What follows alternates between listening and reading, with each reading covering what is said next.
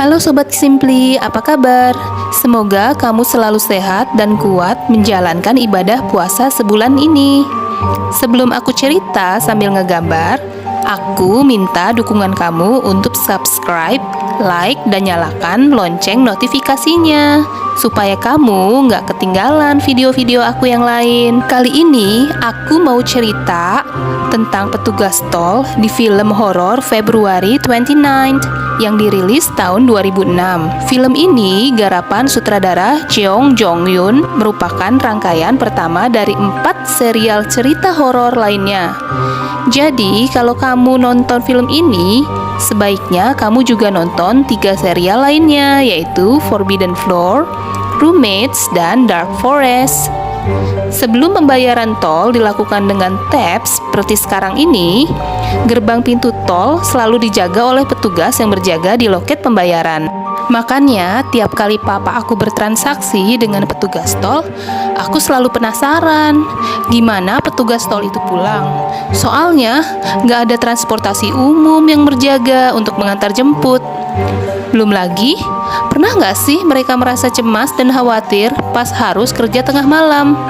Mengingat jarangnya orang yang bisa dimintai pertolongan jika terjadi keadaan darurat. Film ini berkisah tentang seorang cewek penjaga tiket gerbang tol. Saat cewek ini mendapat tugas shift malam, listrik di gerbang pintu tol tiba-tiba padam. Sebuah mobil melintas pelan sambil menyerahkan tiket bersimbah darah. Keesokan harinya, muncul berita penikaman penjaga tol yang bertugas di gerbang tol sebelum tempat kerja cewek ini berjaga. Cewek ini jadi teringat rumor di antara rekan kerjanya tentang kutukan tanggal 29 Februari. Kutukan ini berawal dari insiden kebakaran mobil yang terjadi di depan gerbang tol 12 tahun yang lalu. Meski mobil yang mengangkat tahanan itu terbakar, tubuh narapidana wanita yang seharusnya ada di dalam mobil tidak pernah ditemukan. Sejak saat itu, serangkaian pembunuhan terjadi di gerbang tol setiap 4 tahun sekali. Tepatnya pada 29 Februari, ada yang percaya bahwa napi itu masih hidup dan membunuh para petugas loket tol yang sedang berjaga di tengah malam.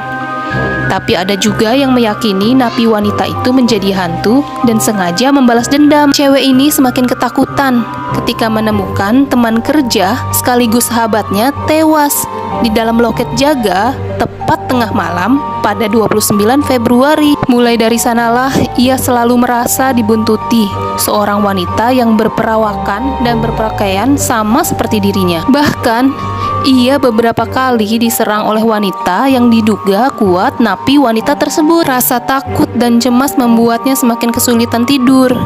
Ia sengaja membiarkan seluruh lampu di apartemennya menyala, baik siang maupun malam. Untuk menjaga keselamatannya, 2 detektif yang menginvestigasi kasus juga ikut berjaga di luar apartemen cewek ini tinggal. Sayang, kedua detektif tersebut juga tewas saat mengintai di gerbang tol tempat cewek ini kerja. Rangkaian pembunuhan yang ia saksikan membuatnya berakhir di rumah sakit jiwa. Cewek ini percaya kalau dirinya adalah target selanjutnya si napi wanita. Namun, kenyataan lain juga terungkap. Polisi menemukan fakta bahwa cewek inilah yang melakukan serangkaian pembunuhan. Padamnya lampu yang hanya terjadi di loketnya berjaga telah memicu nyctophobia atau ketakutan di ruang gelap. Hal ini disebabkan trauma masa kecilnya.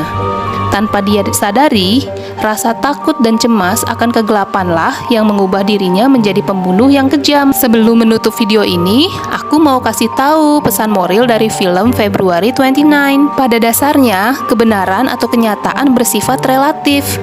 Semua itu bergantung pada siapa yang meyakininya. Jadi, suatu hal bisa dianggap benar atau nyata oleh seseorang, tapi belum tentu hal itu benar atau nyata bagi orang lain. Sampai di sini dulu ya Sobat Simply. Kamu bisa tulis komen untuk request film atau serial yang aku gambar berikutnya.